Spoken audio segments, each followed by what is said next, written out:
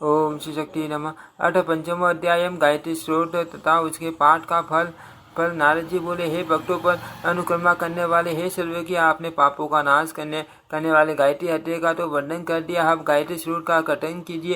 श्री नारायण बोले, हे आदि शक्ति, हे जगन माता, हे भक्तों पर कृपा करने वाले, हे सर्वत्र व्याप्त रहने वाले, हे अनंत, हे श्री संध्या, आपको नमस्कार। आप ही संध्या, गायत्री, सावित्री, सरस्वती, ब्राह्मणी, वैष्णवी तथा रौद्री हैं। आप रक्त श्वेत तथा कृष्ण वर्णों वाली, आप प्राप्त काल में बाल्यावस्था वाली, मध्य काल में युवावस्था से युक्त तथा सारी काल में उद्धवस्था से संपन्न हो जाती है। मुनिगण, इन रूपों में आप भगवती का सदा चिंतन करते रहते हैं। आप प्राप्त काल हंस पर, मध्य काल में गरुड़ पर तथा सारी काल में वश पर विराजमान रहती हैं। आप त्रैक वेद पार करते हुए भूमंडल पर तपस्वियों को दृष्टि गोचर होती हैं। आप यजुर्वेद वेद का पार करते हुए अंतरिक्ष में विराजमान रहती हैं। वही आप शाम गान करते हुए भूमंडल पर सर्वत्र भ्रमण करती रहती हैं। विष्णु लोक में निवास करने वाली आप रुद्र लोक में भी गमन करती है। देवताओं पर अनुग्रह करने वाली आप ब्रह्म लोक में भी विराजमान रहती है। माया स्वरूपिणी आप सप्त ऋषियों को प्रसन्न करने वाली तथा अनेक प्रकार के वर प्रदान करने वाली आप शिव शक्ति के हाथ, नेत्र, असु तथा स्वदेश से 10 प्रकार की दुर्गा के रूप में पालभूत हुई है। आप आनंद की जननी है। वरण्य, वरदा, वरिष्ठा,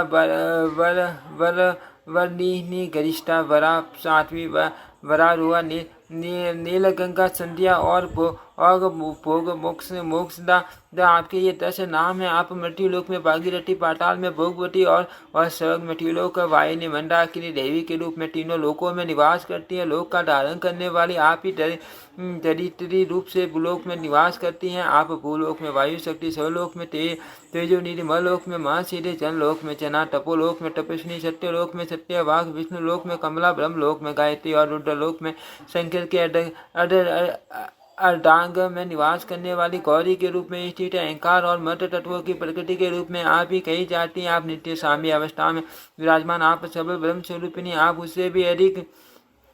उससे भी बड़ी प्राशक्ति तथा परमा कही गई हैं। आप इच्छा शक्ति, क्रिया शक्ति और ज्ञान शक्ति के रूप में विद्यमान है और इन तीनों शक्तियों को प्रदान करने वाली आप गंगा, यमुना, विपाशा, ये सरस्वती, सरयू, देविका, सिंधु, नर्मदा, इरावती, गोदावरी, सतलु, देवलोक में गमन करने वाली कावेरी, कौशिकी, चंद्रभागा, तीतस्ता, सरस्वती, गंध की तापनी, टोया, गोमती तथा वेदवती नदियों के रूप में विराजमान है। और ईडा, पिंगला, टीसा, सुषुमना, गांधारी, अष्टि, जियात, पूषा, अपूषा, अलम्बूसा, कऊ और संकिनी, इन प्राण वाहिनी नादियों के रूप में आपको ही प्राचीन विद्वानों ने शरीर में स्थित बताया है। आप हृदय कमल में प्राण शक्ति के रूप में, कंठ देश में सोपन पर नानियों के रूप में, तालुओं में सर्वाधार स्वरूपिणी के रूप में और भूमध्य में बिंदु मलिनी के रूप में विराजमान रहती हैं। आप मूलाधार में कुंडी शक्ति के रूप में तथा सुंडा मूल पर्यंत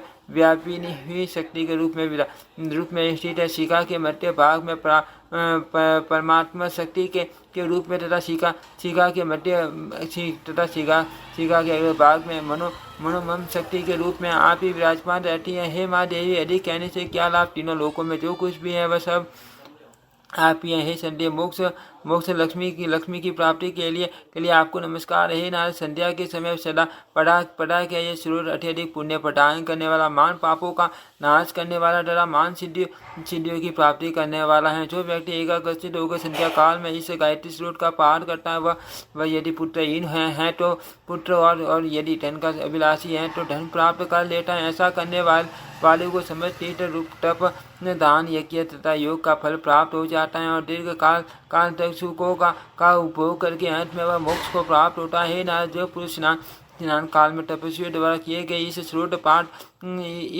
का पाठ करता है वह जहाँ कहीं भी जल में स्नान करे उसे संध्या रूपी मज्जन से होने वाला फल प्राप्त हो जाता है। इसमें संदेह नहीं है। मेरा ये कथन सत्य है। हे नारद, संध्या को उद्देश्य करके कहे गए इस अमृत तुल्य स्रोत को जो भी व्यक्ति भक्तिपूर्वक सुनता है वह पाप से मुक्त हो जाता है। इति श्रीमद्देवी भागवते महापुराणे पुराणे अष्टादशशास्त्रं चैतायन 12 स्कंदे श्री गायत्री स्त्रोत वर्णन नाम पंचम अध्यायम्। ओम श्री शक्ति नमः। ओम श्री शक्ति नमः। ओम श्री शक्ति।